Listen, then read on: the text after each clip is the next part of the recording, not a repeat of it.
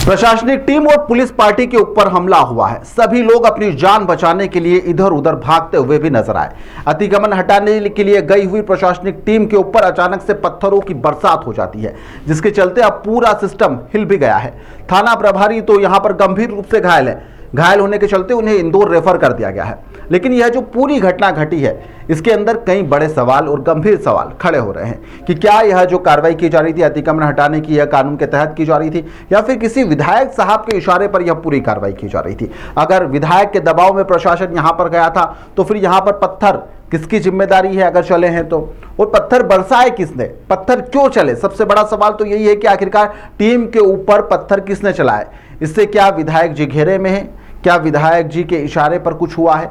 अगर यह कार्रवाई किसी विधायक के दबाव में की जा रही थी जिसका ग्रामीण विरोध कर रहे थे, तो फिर जवाबदेही किसकी बनती है, विधायक की या फिर प्रशासन की बनती है। क्योंकि यहां पर जब सरकारी कार्रवाई पर पत्थर चलते हैं तो सिर्फ कांच नहीं टूटते, गाड़ियां नहीं टूटती, यहां पर सिस्टम की साख भी इस दौरान चटक जाती है।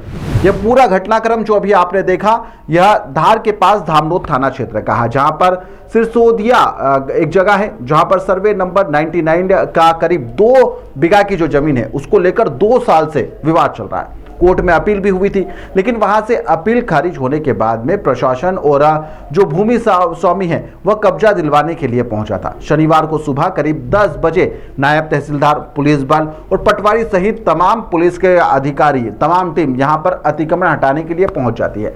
लेकिन जैसे ही कार्रवाई शुरू की जाती है, माहौल अचानक से गर्म हो जाता है। कुछ ही मिनट के अंदर गांव इस वाले इसका विरोध शुरू कर देते हैं, पत्थरबाजी शुरू हो जाती है।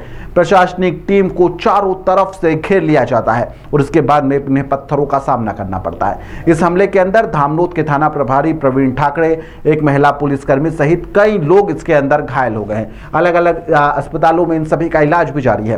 पथराव इतना ज्यादा जबरदस्त था कि तहसीलदार की गाड़ी के कांच तक तोड़ दिए गए। गंभीर रूप से घायल टीआई प्रवीण ठाकरे को प्राथमिक उपचार के बाद में अब इंदौर रेफर कर दिया गया है, जहां पर उनका उपचार किया जा रहा है। लेकिन यह पूरा घटनाक्रम आप भी देखिए किस हिसाब से पत्थरबाजी हुई है।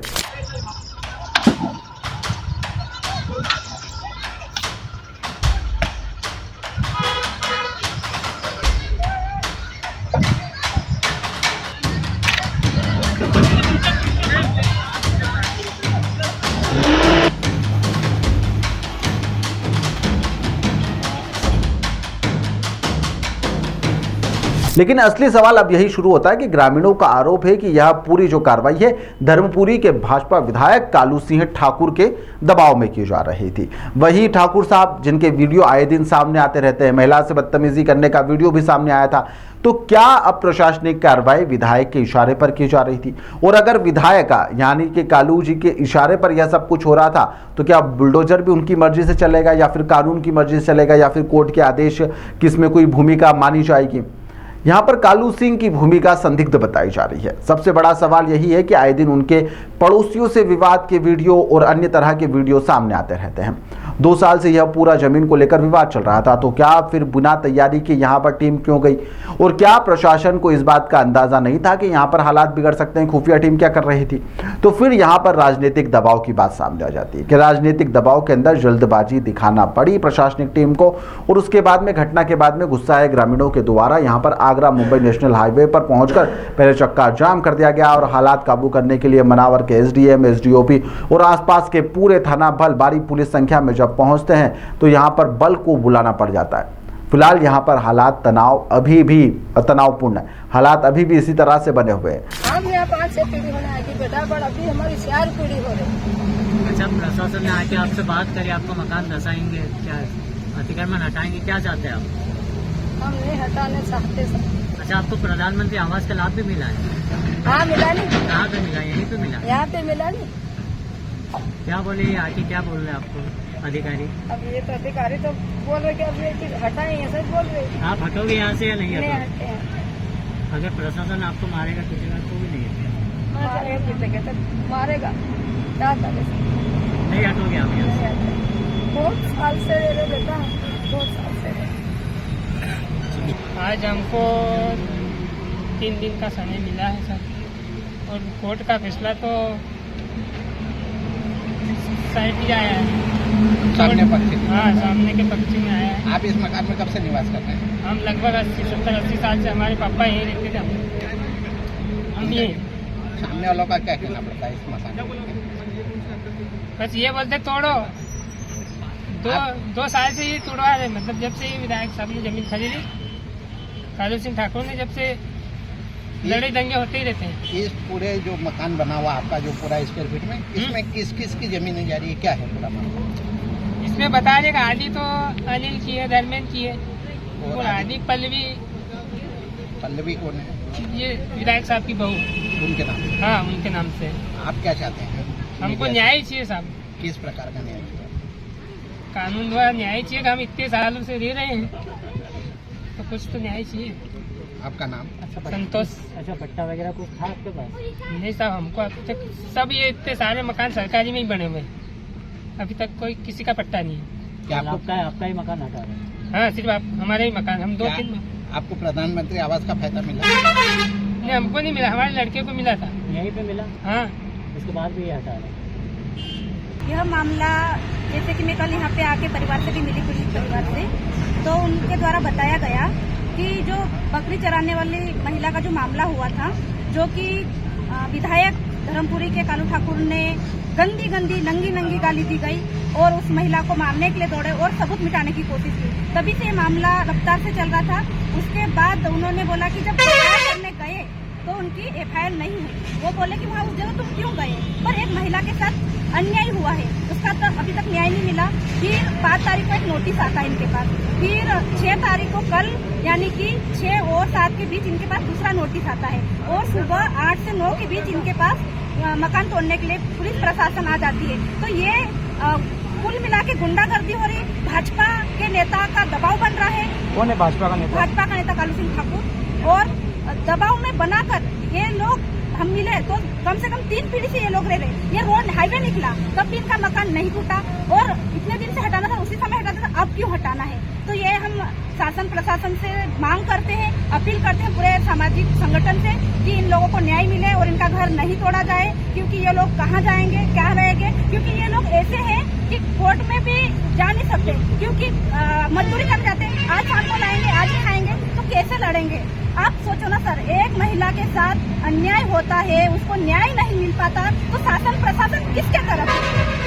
तो हम मांग करते हैं, पहले तो कालू ठाकुर को पद से इस्तीफा देना चाहिए, क्योंकि एक महिला के प्रति ऐसा करता। दूसरा, गरीबों का वार त्योहार पे शनिवार रविवार देख के ही क्यों घर तोड़ने के लिए आते? ये बड़ी दिक्कत है हमारे समाज के साथ। तो हम मांग करते हैं पीड़ित परिवार को न्याय मिले, क्योंकि उन्होंने अभी समय दिया है कि 9 तारीख को 10 बजे तक अगर घर खाली नहीं किया जाएगा, हमारी सिग्नेचर भी ली गई है, तो खाली नहीं करेंगे तो हमारे पे भी कार्रवाई होगी और इन पे भी। तो ऐसा इन्होंने लिखित में हमने साइन तो कर दी है, पर हम अभी भी अपील करते हैं कि इनको न्याय मिले और इनका घर बचे।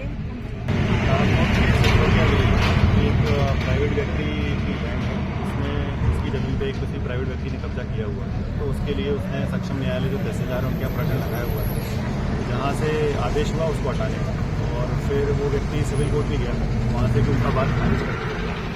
उसी के आधार पर आज जो तहसीलदार है संबंधित और पुलिस उन्होंने मिलकर यहाँ अतिक्रमण करने की कार्रवाई की जा रही है। चूँकि यहाँ थोड़ी दवाई और संबंधित के कहना है कि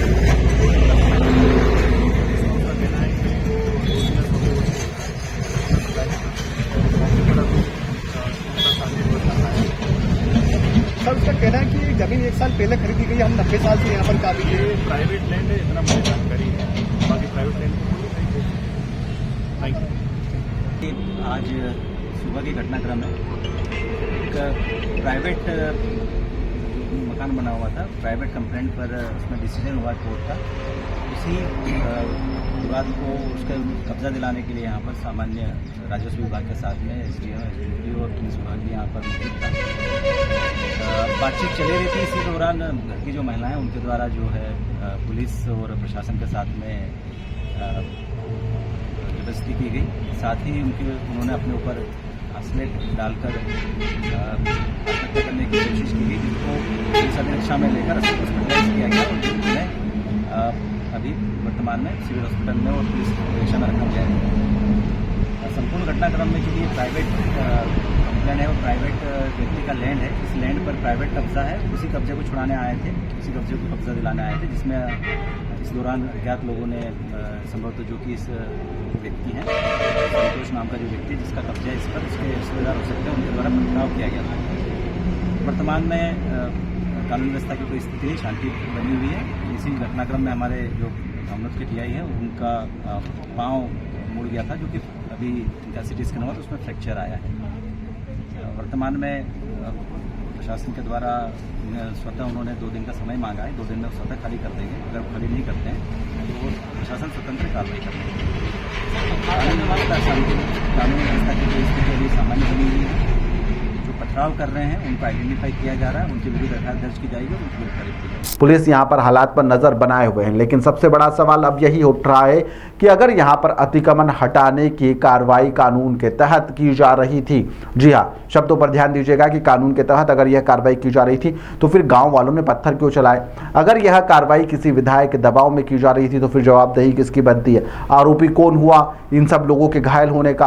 और अगर विधायक इस मामले में चुप्पी साध कर बैठे हैं तो आखिरकार क्यों बैठे जब उन पर आरोप लग रहे हैं? सरकारी कार्रवाई पर पत्थर चलते हैं तो यहाँ पर हम पहले भी कह चुके हैं कि काश नहीं टूटते, सिस्टम की साख भी यहाँ पर चटक जाती है। वो कई तरह के गंभीर सवाल भी खड़े होते हैं। कालू सिंह लगातार विवादों में रहे हैं, लगातार उनके कुछ वीडियो सामने आ रहे हैं और फिर इस तरह का जो विवाद हुआ जिसमें प्रशासनिक टीम घायल हुई है, इसमें भी जो घायल हुए हैं उसके बाद में जो आरोप लग रहे हैं वह विधायक के ऊपर ही लग रहे हैं कि विधायक ने जल्दबाजी दिखाई, प्रशासनिक टीम के ऊपर दबाव बनाया, जिसके चलते प्रशासनिक टीम बिना किसी तैयारी के मौके पर पहुंची और यह पूरा घटनाक्रम सामने आ गया। सच क्या है, झूठ क्या है, बेहतर विधायक, पुलिस और प्रशासन ही बता पाएगा। यह खबर ग्राउंड रिपोर्ट से निकलकर सामने आई है। फिलहाल इस खबर को लेकर आप लोगों की क्या राय है, हमें कमेंट में जरूर बताइएगा। बेहद धन्यवाद।